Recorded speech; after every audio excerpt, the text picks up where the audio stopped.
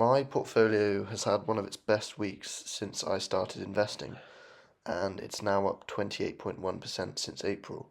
And over the past 2 weeks, I've almost expected to see a large drop, as all of the headlines have been saying that it's going to happen, but I think they're just trying to sort of fearmonger and grab attention.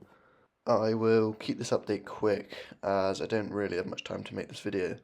But yeah, as you can see, greens across the board as usual. I'll pop up an image of what my portfolio was looking like in the last update, just so you can sort of compare the two. You can see that I've made some changes as I sold some of my FTSE All World and purchased more Rolls-Royce, Palantir, and I added some Robinhood in as well. And this is because I'm still deluded enough to think that I can outperform the FTSE All World. So yeah, we'll just see how that goes. I should probably add that Robinhood is something I have researched a lot. I didn't just buy it because I saw lots of other people buying it.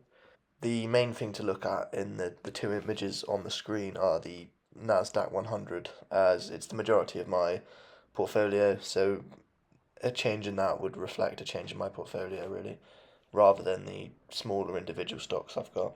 So now if we look at everything individually, we can see the Nasdaq 100 is up 4% this week, which is obviously really good and quite a lot for an index. And the same sort of thing for the Vanguard FTSE All World, and they've gone up for similar reasons, which is growth and hype surrounding the tech sector as usual.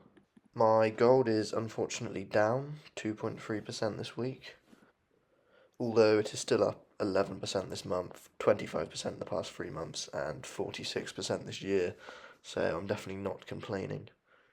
Rolls-Royce is actually up this week by 1.6%, but it's still down 4.4% this month.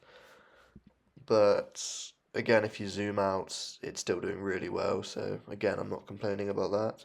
I ignore what Palantir does on a weekly basis, as if you look at what it does on a monthly basis, you can see it's up and down all the time. So it's just something I'm going to hold and see what happens with it. It's a similar story for Nvidia as well. Just going to sort of hold and see what happens. And as my Robinhood is fairly new, I won't make any sort of decisions about it yet. But it seems quite promising, and I'll keep everyone updated on how that goes. And that's all for today. I'm sorry I haven't sort of analysed why everything has changed the way it has, but I don't really have much time today.